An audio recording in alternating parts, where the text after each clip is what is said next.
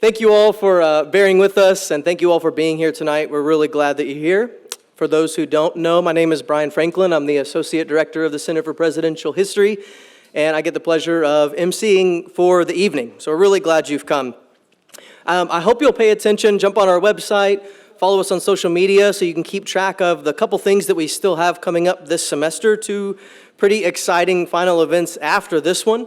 One that looks at diplomacy between the United States and England around the major issue of the early 19th century, which was fish in the Atlantic Ocean.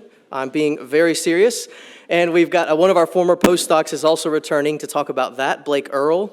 And then finally, we'll close off the semester with Pulitzer Prize winner Beverly Gage and her new book called G-Man about J. Edgar Hoover.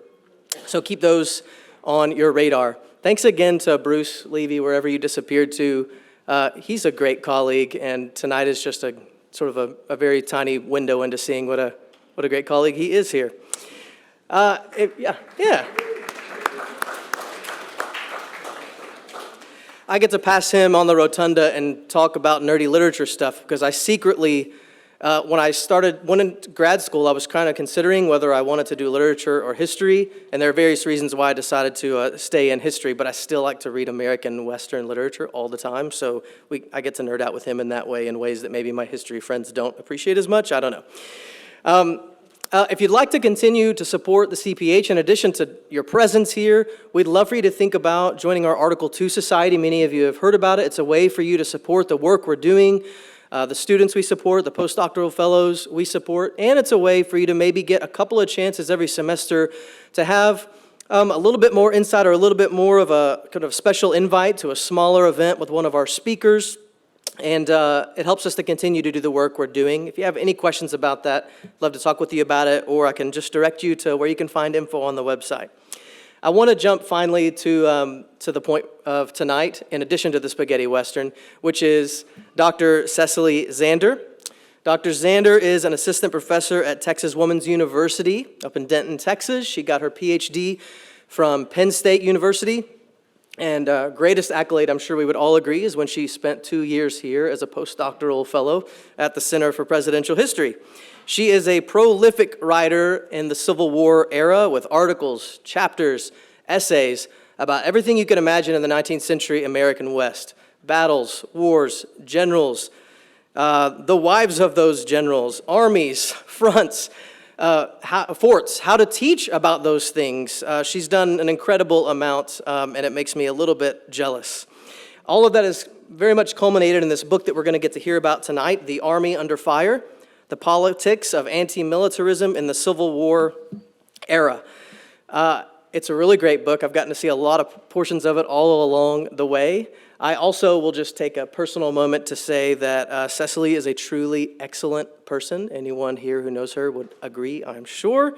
She's a wonderful colleague, a wonderful friend, and so if you combine all of that excellent scholarship with excellent human being, I think you're in for a really great treat tonight. So please join me in welcoming Dr. Zander.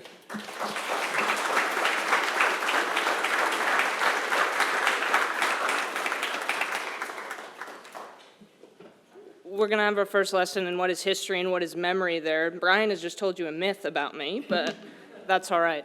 Thank you all for being here so much. I think Brian was joking when he said that my time at SMU was my sort of greatest achievement, but I certainly think it's the greatest gift I've been given in my academic career. This book would not exist without the Center for Presidential History, and so I really have to thank Brian and Rana and Jeff for that. That also means that if you have any complaints about the talk tonight, please send them directly to Jeff, because he is responsible for this presentation. So I'm going to talk to you about this book. It's my first book, The Army Under Fire, Anti-Militarism in the Civil War Era. I imagine many of you got the email about the talk and thought to yourselves, well, that's weird. I've never even considered that there might have been anti-militarism in the Civil War era. It seemed everybody was pretty much on board with the whole thing. But I'm here to tell you there was quite a bit of it, and I'd like to try and convince you of that fact. So my plan for the evening, and Augusta over here is under strict orders if I go over time to tackle me, so stay tuned for that. It could be very exciting. is to take you through, I think, 3 of the most important themes in the book. Tell you what I mean by anti-militarism, because I think that's probably pretty important. Tell you a little bit about the professional army in the Civil War era, and see if I can convince you of my case. And then, if not, in the Q&A section, we can have a discussion about whether or not you buy what I'm selling, but I hope you will. So I'll kick off. I think it's probably worthwhile to explain why I ended up writing the book I wrote, other than the fact I had to write something to get out of Penn State, and I mean that. So this book came out of my efforts to solve a question that arose when I decided to go to graduate school. I decided to go to graduate school to be a Civil War historian, which I thought was a great choice until I realized that in the 160 years since the Civil War, pretty much every topic has been covered. There wasn't a lot left for me to write about, but I had the great fortune of growing up in, I would say, the American West. I was born and raised in Colorado, but spent a lot of my childhood being shuttled from Colorado to North Dakota. And I say it was a great joy. Some people might consider that cruel and unusual punishment on the part of my parents, but I promise they loved us. My dad grew up near Mandan, North Dakota, which some of you may know is on the western side of the Missouri River, directly across from the state capitol at Bismarck. I believe they call it a metropolitan area, which is sort of cute. But there's not much to do in Mandan, as you might imagine, and even less to do for a sort of 5-year-old. I'd say that's from about 1999. That's me with my dad's parents. Those are my grandparents, John and Ida Zander. And we are standing on the grounds of Fort Abraham Lincoln, which was a United States cavalry fort built in the 1870s to protect the surveyors and builders of the Northern Pacific Railroad as they made their way out across the northern tier of the Great Plains toward the Pacific. It was famously home to the 7th Cavalry Regiment, which was commanded at this time by George Custer. You can see him there over on the side of the photograph. And he lived with his wife, Elizabeth Bacon, in that house, which you can see behind young me and my grandparents in the photograph. So the pictures there are of the same place. I grew up visiting places like Fort Abraham Lincoln and being absolutely captivated, as I think any child would, though I should parenthetically say not my brother, who is a carpenter, so it did not have the same effect on Derek, but being captivated by these stories and by the places. And what I learned as a young person growing up visiting these sites in the West is that the job you probably would have wanted to have least if you had lived in the West in the 1870s was that of a soldier. It was isolated, lonely, poorly remunerated, miserable existence, and nobody back in the States or in the eastern half of the country really appreciated what you did. So I sort of filed that away in the back of my noggin, and when I got to graduate school, was sort of delighted by the fact that in recent years, Civil War historians have become interested in greater ways than they've ever been before, the American West. And they've been writing about it, and writing about the war's impact on the West, and conversely, I think the West's impact on the war.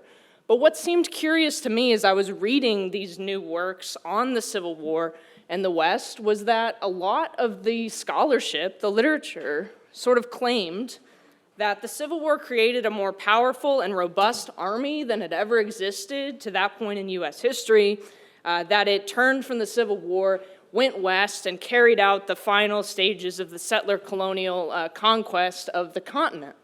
Well, I thought that's really interesting because I remember when I was 5 and 6 and 7 and 8, literally every year from my childhood, that I was told that that wasn't really the case. So I decided to try and figure out why those two stories weren't matching up. And that's why I ended up writing the book that I wrote. Because the answer that I came up with, reading the sources, was that a lot of it had to do with the Republican Party, which is perhaps the most important political organization of the Civil War era, and it had to do with a particular strain in their politics that focused on a hatred and resentment of the professional army of the United States. And so I wrote a book on that topic. Many of you will recognize this painting. This is John Gast's American Progress, perhaps the most famous artistic depiction of Western expansion ever created by an American artist. It's a really interesting painting. Many of you probably sort of know it, just sort of can conjure it even in your minds without me showing it to you. I think what's really interesting about this painting, which was executed in 1872 at the very peak of Republican domination of the federal government and America's expansion into the West, is there's not a single soldier in it. And that's surprising to people, because I think when we all imagine this painting, we might unconsciously put a soldier in there. But I argue that it's for very good reasons. This is a Republican vision of a free labor West. It is a West without an army. And that's what really motivates the book. So there are three themes, as I said, that I'd like to take you through tonight. First being that the Republican Party of the Civil War era was not only an anti-slavery party, but also an anti-army party. That those same Republicans made a clear and sharp distinction between professional soldiers and volunteer soldiers, and I'm going to talk about that on the next slide. This is key to understanding my arguments in the book. And their anti-militarism, as I define it, which again I'll do on the next slide, really applied to the professional army. And finally, and I think most consequentially for our understanding of American history in this period, Republican anti-militarism blinded party leaders to the usefulness of the regular army, to its value, particularly when it came to the reconstruction of the former Confederacy, which relied on military action to preserve or sort of provide civil rights to newly freed people in the American South. And so I argue in the book that one reason Reconstruction failed was because of Republican anti-militarism. So the same party that was carrying out this Reconstruction policy shot itself in the foot by not utilizing the professional army as a resource. So those are my three themes. And I'll take us through them, but I think a couple of definitions are worthwhile. I'm going to say this more than once tonight. This is one of my favorite pictures from the Civil War. This is a photograph taken in the midst of the Overland Campaign of 1864. These are federal troops. This is Winfield Scott Hancock, who is seated there, and his division commanders, and I'll talk about them in just a second. But first, two definitions. Regular army. This is really key to the book. As many of you probably know, the United States in the 19th century functioned on a dual army system. What do we mean by that? Well, there was a small professional army that always existed. It was created by the Founding Fathers after a series of intense debates about whether or not the country needed an army at all. And it existed far away on the frontier in as small a size as was really feasible for the Republic to sustain, and it would be augmented in times of crisis by at first the militia and then later volunteer troops who would actually fill out the skeleton that the regular army represented.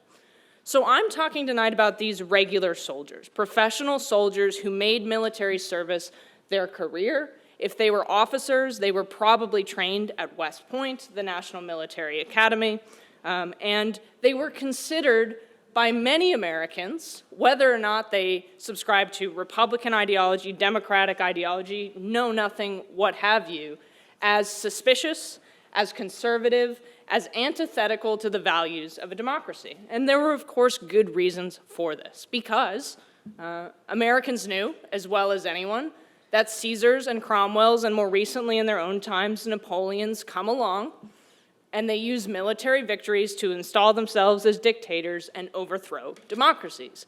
Standing armies are a threat, and they're especially a threat to the United States. So when it comes to anti-militarism, I want to be clear that if we'd have interviewed anyone in the 19th century, sort of polled them on their opinions about the regular army, they probably would have said they didn't like them very much, but they understood that they were necessary, and they didn't like them because of that innate suspicion that republics hold toward professional soldiers. When I talk about anti-militarism, I mean a political attitude of opposition toward empowering those soldiers with financial or manpower resources, economic support, making the army more robust than it needs to be.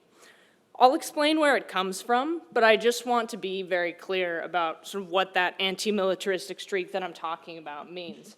And I think it will become pretty clear when I talk about how it is deeply related to the issue of slavery. But first, I just want to sort of talk about this image a little bit. I imagine everyone's eyes are immediately drawn to the figure on your left. That's a young man named Francis Barlow, a Harvard graduate. He graduated first in his class. I hear it's a pretty good school, so that's probably quite impressive. He was not a professional soldier. He was often described as wearing sort of just a plaid shirt, even without his uniform jacket. He rises through the ranks. He comes from a Boston Brahmin family of abolitionists. He's a volunteer soldier of exactly the kind that the Republican Party wanted to see rise through the ranks in the Civil War era. He believed in emancipation. He believed in abolition. He was the ideal soldier from the Civil War. The man standing behind him on the other side of the tree is another volunteer officer, a man named David Bates Birney, an Alabamian, born in Alabama into a slaveholding family, who moved to Kentucky in the 1830s when his father sort of saw some sort of light and decided that instead of being a slaveholder, he was going to be a radical abolitionist. He freed all his slaves, and Birney becomes a Southerner and an abolitionist who fights for the Union. An absolutely fascinating figure, and again, exactly the kind of soldier that the Republican Party venerates. The other two guys, those are the types of soldiers they hate. Seated Winfield Scott Hancock, nicknamed the Superb. I won't comment on whether he gave it to himself. He was an able and capable division commander, West Point trained, as was the man standing on the right of the photo, named John Gibbon, who has a great day on the third day of the Battle of Gettysburg. He's instrumental in turning back the Pickett-Pettigrew assault, but remains in the Army for the rest of his career, and famously takes part in what one historian has called the last Indian War, the war against the Nez Perce in 1877, and he leads U.S. troops at the major battle of that conflict, the Battle of the Big Hole, where he is under heavy fire for much of the fighting. But again, a professional soldier of the kind that the Republican Party absolutely did not trust. So you have a literal divide. We could draw a line across this photograph between these two men. So I want to explain how we get there. It's now time for our review of the 1850s. Which I know everyone was really looking forward to tonight. So, why does the Republican Party come into being, and why do they hate the Army so much? Well, all right, here we go. The issue of slavery's expansion into the West shapes American history in the early part of the Republic, and certainly through the decades of the 1830s, 1840s, and 1850s, as the country moves west, and the issue of slavery continuously rears its head. So we all know, in 1820, Missouri wants to enter the Union, and it wants to enter as a slave state. Why is this a problem? Well, every state gets 2 senators, and in the 19th century, maintaining a balance between the number of slaveholding senators and senators from free labor states was critically important. And so every time a new state had to come in, everybody got out their calculators or their abacuses, whatever they had at the time, and they tried to figure out how this would upset the balance between slavery and free states. And they made all these compromises to allow slavery to move into the West. In 1820, they draw that little strip of line all the way to the Pacific, the Missouri Compromise line. When Texas comes into the Union, Southerners sort of eagerly begin to rub their hands together and say, hey, we could get 5 states out of this thing. They hadn't met Texans. But they think that's potentially 10 senators. We could divide them all up. The Republican Party comes into being after 1850 when another series of compromises brings California into the Union as a free state, saddles the country with an even stricter fugitive slave law, and opens the territory of Kansas to popular sovereignty, letting the citizens of the territory decide whether or not they would allow slavery into their territory when they became a state. Kansas is the breaking point. It causes the dissolution of the Whig Party, which had been the predecessor of the Republicans, and gives rise to this new political party that has precisely one plank in its platform. When Abraham Lincoln runs for president in 1860, his platform is as follows: the non-extension of slavery into the territories. That's what Republicans wanted. All of that territory in black, that was pro-slavery territory. They said, we will leave it be, but slavery is not to go any further than those limits. We will essentially build a wall around the American South and let slavery die out naturally. They knew it could take 100 years. The United States would have had the ignominious distinction of being the last slaveholding nation in the world had the Civil War not brought about the end of slavery much more quickly than it would have come around if the Southerners had just been willing to let things go. So the Republicans want to stop slavery where it is. They don't want slavery to move into the West. And the main thing that had been driving slavery into the West, apart from slaveholders, was the army. And not because soldiers themselves particularly cared about slavery, but because the army was the sort of vanguard of American expansion. The army led the way into the West and therefore paved the way for slavery to follow. And in Kansas, it comes to a head on the 4th of July, 1856, when a regular army colonel by the name of Edwin Vose Sumner commits an act that the new Republican Party deems atrocious. So in Kansas, as I said, there's a vote on whether the territory will be pro-slavery or anti-slavery. Two governments result. Surprise, surprise, they both claim to be legitimate. At Lecompton, the pro-slavery advocates draft a constitution to bring Kansas into the Union as a slave state. At Topeka, a constitution is drafted to bring Kansas in as a free state. President Franklin Pierce has to decide which constitution he's going to recognize. Pierce is an interesting figure, not a slaveholder, a guy from New Hampshire, claims to hate slavery, is elected because he got a bunch of slaveholders to support him. He's what we call a doughface, a northern man with southern principles. And his loyalty and his political position really benefits from his alliance with slaveholders. So he recognizes the Lecompton Constitution, the pro-slavery Constitution of Kansas. This is all he had to do. But he has a man in his ear by the name of Jefferson Davis, as Secretary of War. You may have heard of him. He's one of the largest slaveholders in the country, a powerful senator from Mississippi, also a West Point graduate and trained military officer. And Davis says, you have to make it clear to the citizens of Kansas that it will be a slave state.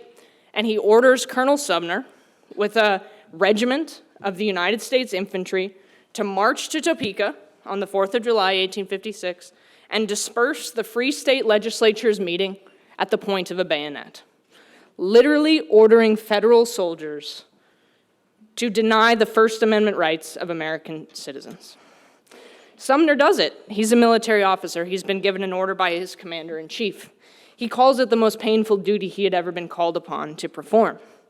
When he rides away from the meeting, which dispersed without too much argument, those guys, as much as they wanted the First Amendment to be enforced, they also didn't want a bayonet in their stomach. Sumner's pulled over by a reporter from the New York Tribune who says, "Colonel, you've robbed Oliver Cromwell of his laurels." Sumner was really upset by this. He could only do what his orders told him to do. And his orders told him that the President of the United States intended to use the regular army as an instrument of slaveholding expansion. And this, for the Republican Party, was the straw that broke the camel's back. Because from this point on, you cannot throw a rock in a Republican speech, a congressional address, newspaper editorial that does not link the regular army of the United States with slavery's expansion in the West. And here's William Henry Seward. At this point, the presumptive nominee for 1860, before he appears too radical in his irrepressible conflict speech a couple of years later, who is really the avatar for the new Republican Party. He's responsible for weaving Republican ideology into a coherent creed. He has this to say, that he would grant, for the sake of argument, that with federal battalions, you can carry slavery into Kansas and maintain it there, but you will then yourselves have introduced the Trojan horse. No Republican government ever has endured with standing armies maintained in its bosom to enforce submission to its laws. A people who have once learned to relinquish their rights under compulsion will not be long in forgetting they ever had any. It's a pretty clear statement of dislike for the slave power, as the Republicans came to call the cabal that had conspired to force slavery into the West, but also a statement of deep suspicion and hatred toward the professional army that Republicans believed was doing the bidding of that slave power. And again, I want to emphasize, it didn't really matter what soldiers themselves thought or said about the issue. They were guilty by association. And guilty by association of the fact that the War Department had been controlled by slaveholders for 2 decades prior to the Civil War. And that federal soldiers had spent the majority of their time in territory open to slavery. More than 2/5 of the Army at the outbreak of the Civil War is in Texas. Another 1/5 is in New Mexico. That's 60% of the Army in far less than 60% of the country. So Republicans had plenty of evidence to back up their claims. And as the Civil War approaches, and their hatred of slavery and their hatred of the Army sort of grow together hand in hand, they get a really clear and damning piece of evidence that really, I think, solidifies their case for time immemorial. And it has to do with the fact that with the secession of 11 states from the Union, some 313 professional officers who have been trained and educated at the expense of the government and the National Military Academy at West Point and sworn their loyalty to the United States, resign their commissions and take up arms to fight a war of treason against the federal government. Not a great look if you're the professional army trying to make the case that you aren't suspicious, conservative, pro-slavery, or not treasonous. Now you're all of those things.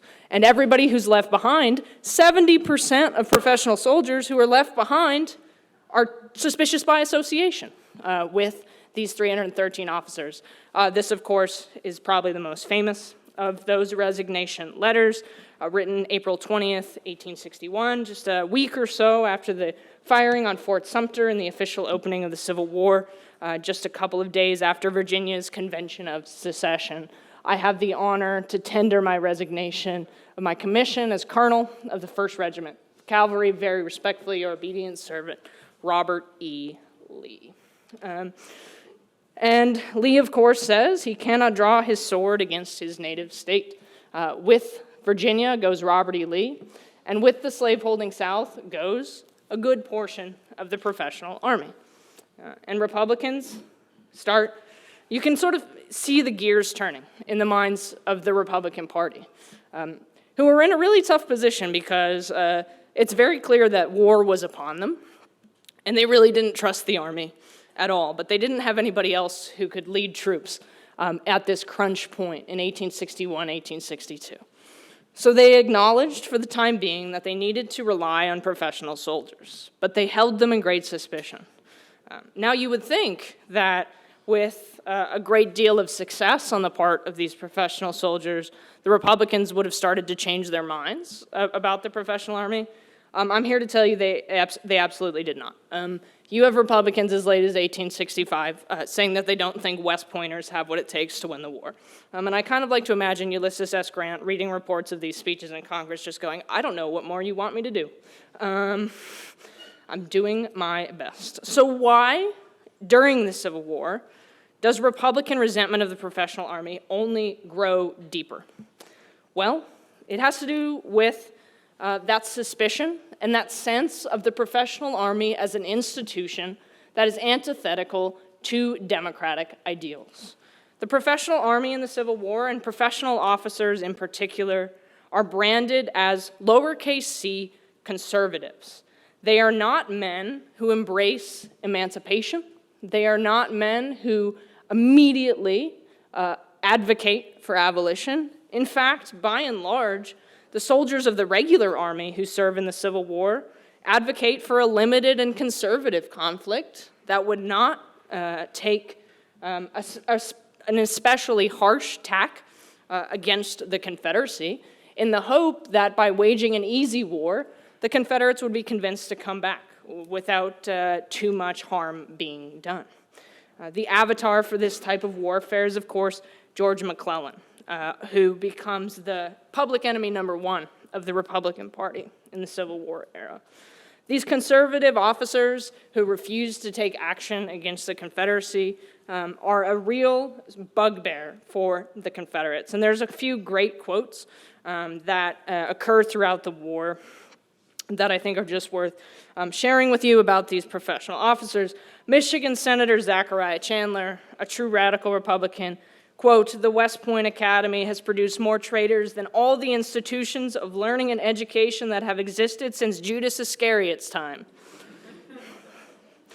Iowa's James Grimes. The antebellum army, led by Jefferson Davis, had been sedulous in its efforts to impress on the minds of officers that the only way they could secure promotion was to show that they were fully imbued with the states' rights, disunion, nullification, rebellious sentiment.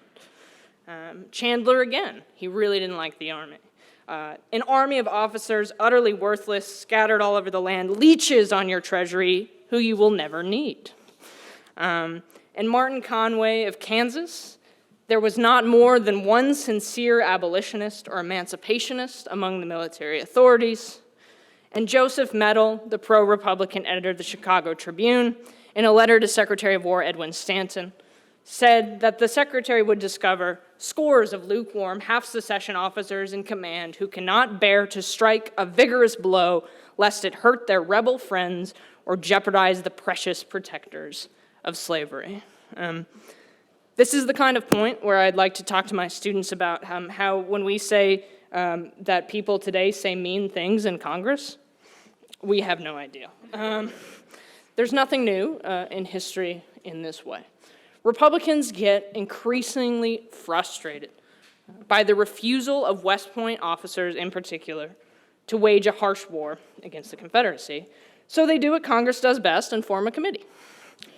They call it the Joint Committee on the Conduct of the War, and they decide to become backseat quarterbacks to the Union war effort. I kind of like to imagine them like any water cooler in a financial office downtown on a Monday after the Cowboys lost. They want to call into question every play that was called, every clock management decision that was made, every throw, dropped pass, missed opportunity. It's going to be discussed in the Joint Committee, and they're going to issue an extensive report as to their opinions on what could have been done differently. What are their qualifications for this? Absolutely nothing. But they're sure going to waste the time of the Army's leading officers at every opportunity to make a political point.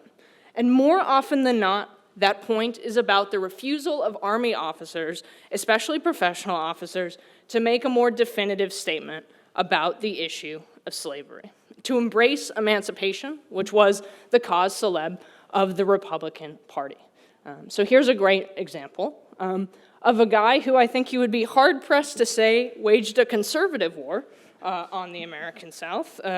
I don't know that any resident of Atlanta in 1864 or indeed 2024 would have very many nice things to say about William Tecumseh Sherman's conservatism, but there he is, standing with one of his large Parrott guns outside the gates of Atlanta as his army prepares to make its final assault. Sherman was frequently called up before the Joint Committee, despite the fact that he had a brother who was a senator and probably could have gotten him out of it. And here's a famous example of exactly the kind of thing I'm talking about. I say famous. The Joint Committee's stunningly understudied as an institution. There's only one book about them. It's a wonderful book, but there should be more. May 22nd, 1865, a very interesting date to grill Sherman about his conduct in the campaigns. The war is over by May 22nd, 1865. The next day, Sherman will ride through the streets of Washington at the head of an army of 100,000 men being feted and celebrated by crowds numbering in the millions through the streets of the Capitol. But on May 22nd, he's really busy being told he didn't know what he was doing as general of the second most important army in the United States. And you can see exactly where the problem is. General William Tecumseh Sherman, sworn and examined. This is in particular about his handling of the surrender of Joseph Johnston's army at Bennett Place in Durham, North Carolina, at the end of the war. The committee's upset with Sherman because in his surrender terms, he didn't discuss the fact that he should have made Johnson promise that when all the former Confederates went home, they had to agree to uphold the 13th Amendment. They say, in the published report of your agreement, there's nothing said about slavery. Sherman says, there was nothing said about slavery because it did not fall within the category of military questions, and we could not make it so. It was a legal question which the president had disposed of, overriding our action. We had to treat the slave as free because the president, our commander-in-chief, said he was free. Not my circus, not my monkeys. William Tecumseh Sherman. The wonderful thing about Sherman, he's exactly the kind of figure you want, because often in history, The people we study don't say the things we want them to say. God bless him, when it comes to Sherman, he had no filter. He said everything you wanted him to say every time you wanted him to say it. And for that we are grateful, because he sums up the problem. I'm an Army officer. Politics is not my job. So West Point officers in the Civil War would go before the Joint Committee and say, I will do all I can to save the Union, but I'm not interested in a war of emancipation. Now, I'll accept emancipation to the extent it undermines the Confederate war effort. That's a military question. The question of what to do with slavery after that, not my problem. And Republicans hated this, because they knew the Army was probably going to be a critical ally, should they win the war, in making sure that those former Confederates, who were probably going to be quite unhappy they lost, respected the decisions of the government to end the institution of slavery. So why did Republican anti-militarism continue? Because Army officers like Sherman proved recalcitrant when it came to the political issue of slavery. Sherman doesn't say there that he's in favor of slavery. He never said that. He simply says that he's not interested in being an agent of emancipation. The Republicans allied those two conversations. Sherman has pro-slavery sympathies. He's just like every other treasonous West Point officer. Certainly didn't help that he'd spent several years prior to the war training young men at a military academy in Louisiana, most of whom fought for the Confederacy, a school that is today LSU. So there you have William Tecumseh Sherman as our avatar for exactly this kind of conversation. Republicans will not soon forget the things that Sherman says here and elsewhere about slavery, and as Sherman becomes General-in-Chief of the Army, for most of the 1870s and 1880s, they will do all that they can to make his life a living hell, to the point where he literally removes the headquarters of the Army to St. Louis because he can't deal with being in Washington, D.C. anymore. They don't like each other. When Sherman says he won't run for president, we think it's just about politics, but I think it's a lot to do with a lot of Republicans he really didn't want to spend much time with.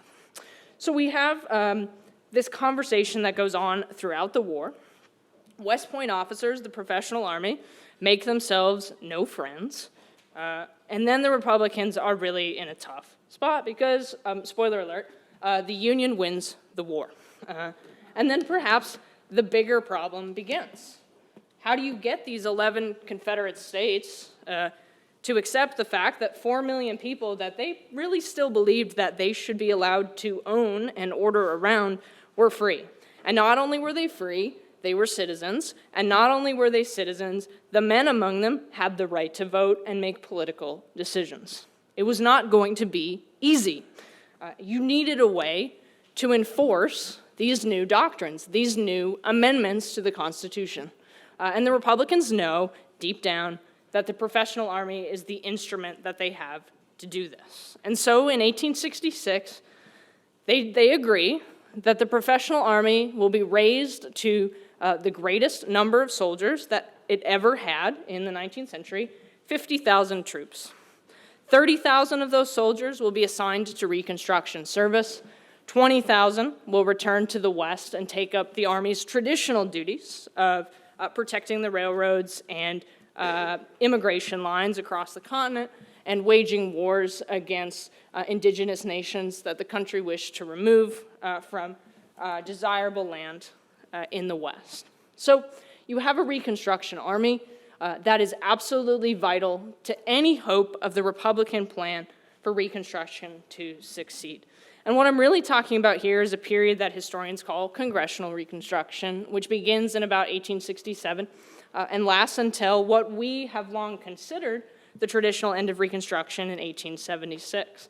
I'll zoom out and say, regardless of the last time you took an American history class, you no doubt heard at some point about the Hayes-Tilden Compromise or the Compromise of 1876.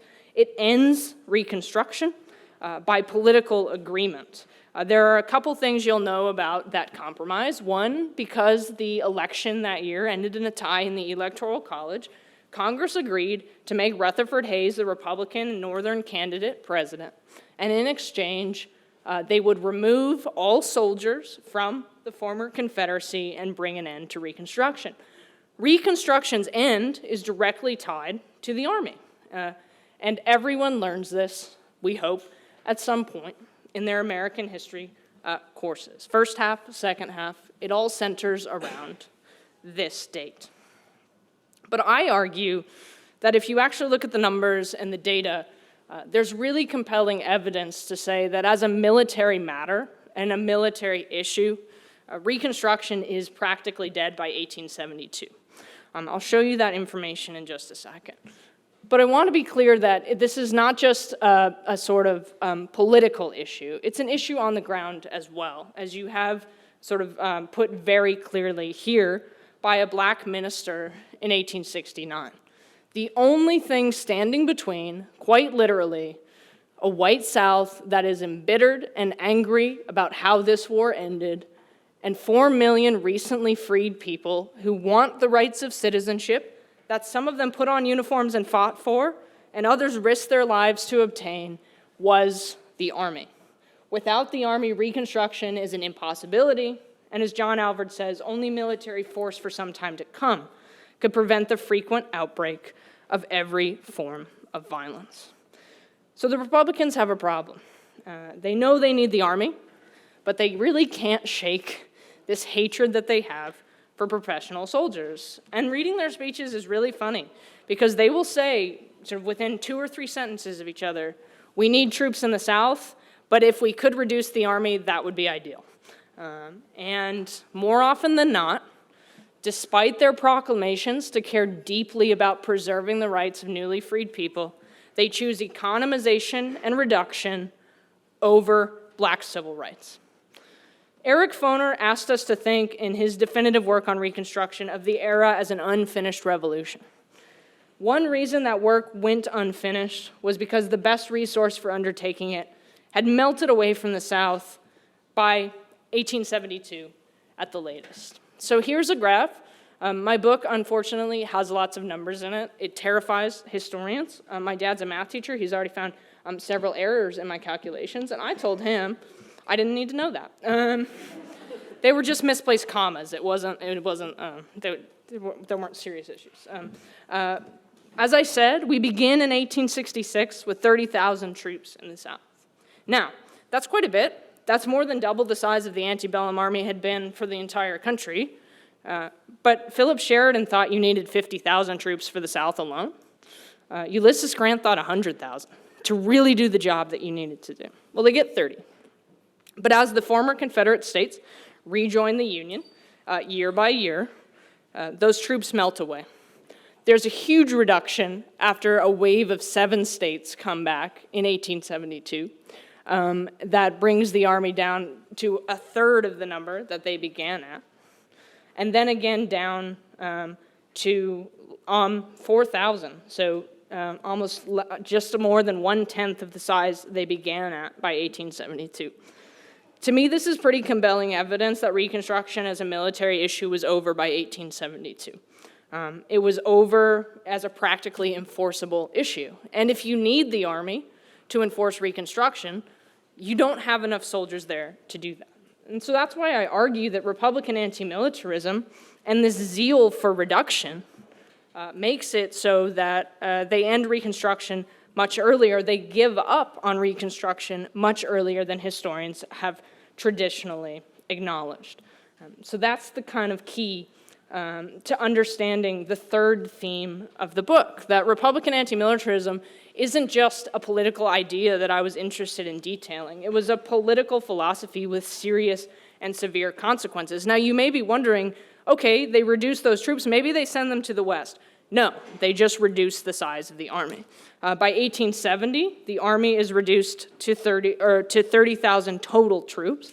So that 20,000 troop drop, gone, cut. You're out of the Army. Your military career is over. We're not sending you west. We're not sending you to the coast. We are sending you home. Thank you for your service. And so Republicans prioritized economization over civil rights. And that's critical. They couldn't get over their anti-militarism. They couldn't get over the fact that all of these West Point officers who they had to give all this responsibility simply still seemed too untrustworthy to work with. And so the book ends really with this kind of idea. Reconstruction's failure can be explained in part, I think in large part, by Republican anti-militarism. So why then would it be so surprising to all of us that there would be anti-militarism in the Civil War era? Because, and you all can tell me different, I don't imagine many people think about anti-militarism too often when it comes to the Civil War. Well, of course, the films we watch and the books we read have a great deal to do with how we perceive the past. And anyone who's watched American films from the golden age of Hollywood up until just a couple of years ago will know that the Army and the West go hand in hand. They are an essential part of this mythology. And there's a sort of second strain in the book that deals with how anti-militarism affected the Army's work in the West. But keep in mind that for over a century, the Budweiser Corporation used a painting of Custer's Last Stand to sell beer.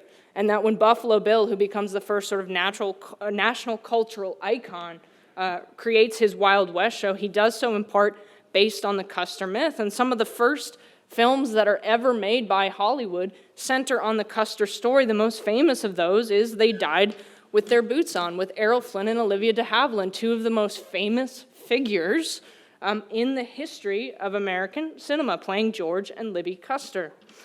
You have John Wayne, who can't seem to get away from playing soldiers for much of his career, many of those times in films by John Ford, which thousands upon thousands, millions upon millions of people see. And even Civil War movies like Escape from Fort Bravo, a film I guarantee nobody in this room has seen, set their scenes in the West often because it feels more authentic to put soldiers there. It's a hilarious movie. It's about a Union POW camp in Arizona for some reason. They apparently were moving a lot of Confederates out there during the war, but they come under attack by Apaches, and they decide that the one thing that they can agree on is that they hate indigenous people. So they team up to fight them. Absolutely bonkers, totally worth watching at least once. And even films that critique the part that the Army played in the West, which really began with Soldier Blue in the 1870s, which is a film about the Sand Creek Massacre, but is really a film about the Vietnam War, begin this trend by centering soldiers. Dances with Wolves and Hostiles, of course, two more recent examples. Even though they have an inherent criticism of the violence that the Army perpetrated against indigenous people, soldiers are still the main character. Soldiers are still front and center. So the reason I think that we cannot divorce ourselves from the idea that the Army was critically important in this period of American history is because our culture has told us to believe that story. And I'm not here to tell you the story is wrong. The Army was critical in Western expansion. It was critical in the period of the Civil War. But what I hope my book will convince you of, and maybe what my talk has convinced you of tonight, that as much as that Army did stand kind of front and center of the 19th century, that Army was not, at least in the case of the Republican Party, it was not an Army that was particularly loved. So that's what I have. I'm glad to take questions. Thank you again all for being here.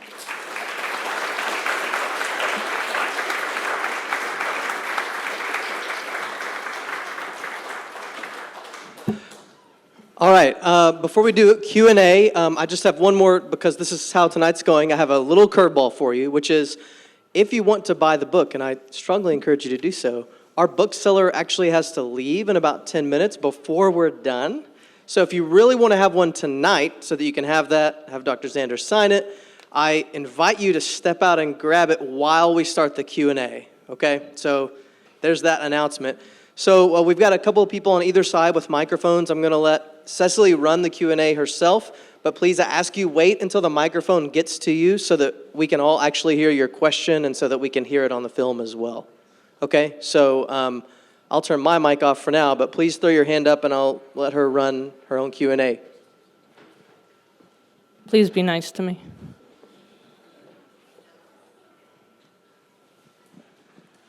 A question in the middle and the back. Given your point about the Republican Party's views towards the military, isn't it somewhat paradoxical that Ulysses S. Grant was the president for 2 terms?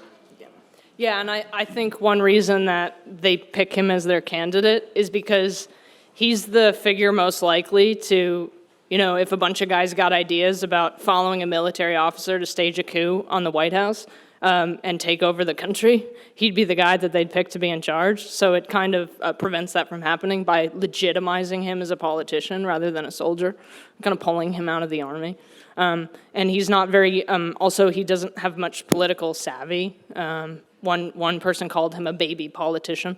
One reason he gets taken advantage of, and again, one reason I think the Republicans pick him is because they know they can pretty much do whatever they want with him, and he's not going to stop them because his expertise is military, and clearly they don't put much stock in that military expertise. But yeah, it is, and it's ironic that the sort of string of presidents up until William McKinley, all but one of them are Union veterans, but most of them citizen soldier veterans, not regular Army officers.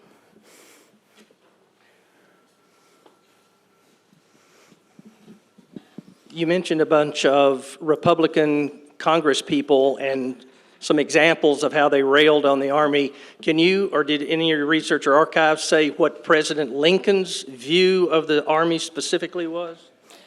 So Lincoln's really interesting. He tries to listen more than he speaks. So Lincoln's approach in the early years of the war is try to find the people who know the most and listen to them. But of course, even he gets increasingly frustrated with especially officers like McClellan, who won't move, won't act against the Confederacy. I think the letter he writes after the Battle of Antietam, before he actually goes up there, when McClellan is complaining that he can't move back south, that he can't follow up the victory, he can't chase Lee because the horses are too tired. Lincoln writes him a letter that says, I don't know what your horses have been doing since the Battle of Antietam that fatigues anything. He just kind of loses his mind with these guys. So for Lincoln, I think he was able to separate it from the politics. I mean, I don't have any record of Lincoln railing against professional soldiers in this way because he didn't have much choice. He was the commander-in-chief and he had to work with what he had. But he certainly expresses impatience at various points with Republicans, or with professional military strategy. There, and then Kate. I was interested in the the effect on West Point. Now, I know that the Republicans thought West Point was training traitors, evidently, and I know they wanted to start the state military schools as an alternative to West Point, but West Point's still here. Yep. So they must have supported it to some extent. Yeah, and that's a great point. So one thing I talk about in the book is in 1862, there's a slate of legislation that passes that relates to the American West. The Homestead Act, the Pacific Railroad Act, and the Morrill Land Grant Act, which is the one people know least about, but which creates state universities. It gives land, often land taken from indigenous people, to found state universities. So if a university has state in the name, it is a land grant school. So Penn State, where I got my PhD, is one of those schools. And there is a specific component in that legislation that says that one mission that land grant universities have is to train soldiers. Because they're worried that in the event of another war, they don't want to have to rely exclusively on professional soldiers from the beginning. They want sort of trained officers that are part of the citizenry who understand tactics and things. So that's a great point, and that's absolutely one thing. So a lot of, in the early times, Civil War veterans, either West Point or civilian volunteers who had risen through the ranks. Yeah, so, but in terms of West Point, no, they continue to support it. I mean, I think one of the funniest things in the world is that Thomas Jefferson is the president who founds West Point, and there's no founding father that hated the Army more than Thomas Jefferson. He also hated the Navy, incidentally, and reduced it to 6 vessels, which he judged the appropriate amount for a country the size of the United States.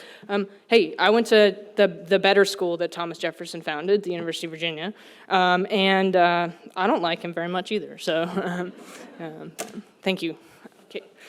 So, I have a great talk. I learned a ton. Thank you. I'm wondering about the Grand Army of the Republic.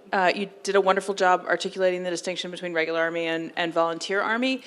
When I think of sort of, those kinds of mass organizations, I don't think of political subtlety.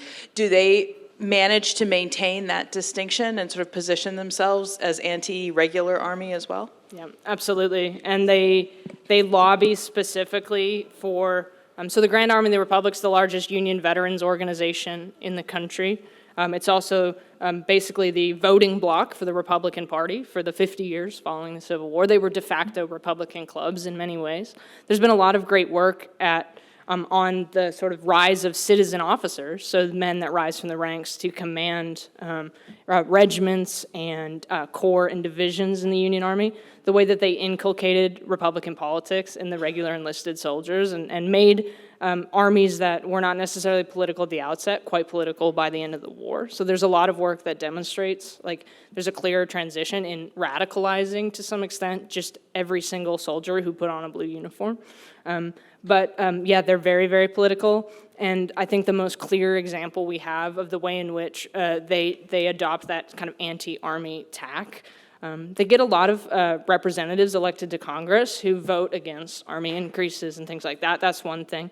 But they advocate for pension increases, but only for citizen soldiers, not for professional soldiers. And professional soldiers from the United States Army never receive pensions as high as Civil War volunteer soldiers.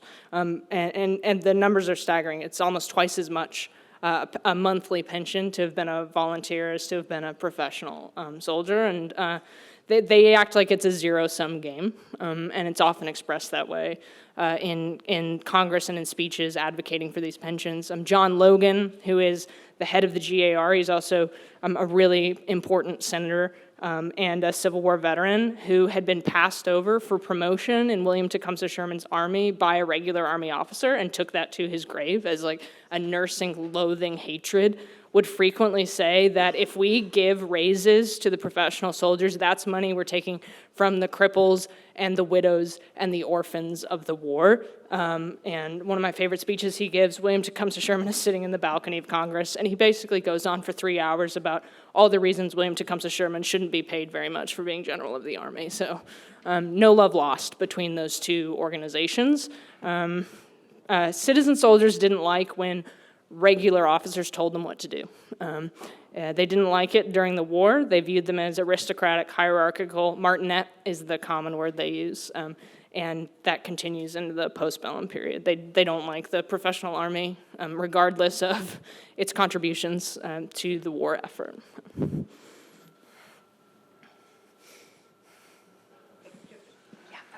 A step further, how much does the effect of the Republican Party being anti the professional army affect them pulling the army out and Reconstruction basically failing and leading into Jim Crow? I think it's the key reason, because, yeah, it's about, they treat the economy as a zero-sum game, even though they were the ones that made it up. I mean, they could have put the budget at whatever they wanted. They had not enough significant political opposition to do anything. Nothing was going to prevent them from anything they wanted to do relating to the army.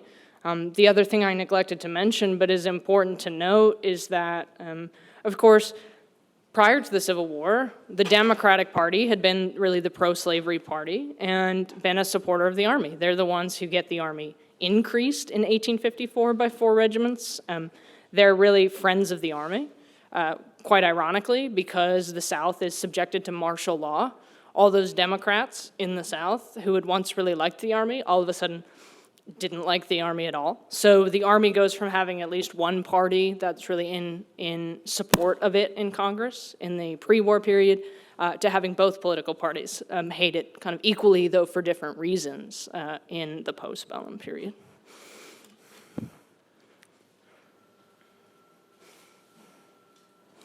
This side of the room, I know. lagging. Jonathan he would love to hand you a microphone, I'm just saying. You kind of brought up a point that I'd never considered. So if the Republican Party had a negative connotation toward West Point, but wanted to establish state-level colleges with military training that were the land-grant colleges, Is that kind of what led to this land-grant college in Texas that became Texas A&M University? Absolutely. Once the Confederate States come back, they are given land under the provisions of the Morrill Act to establish those schools. And so the Corps of Cadets at Texas A&M, Virginia Tech, another famous example of a Southern school with that has the land grant designation. Yeah, some of those schools, those land grant schools, have gotten away from that, but it basically evolves into the ROTC program, which any university can have, of course, but is more often seen at those large state schools. Well, sorry, after you got onto that side of the room, I have to then end it. So if you have your questions, you get to have the guilt of not asking one and not the opportunity to do so. But I really want to respect Dr. Levy's time in here and their class. So just a couple of quick words. If you're in that class, you have to stay. You can't sneak out with the rest of us.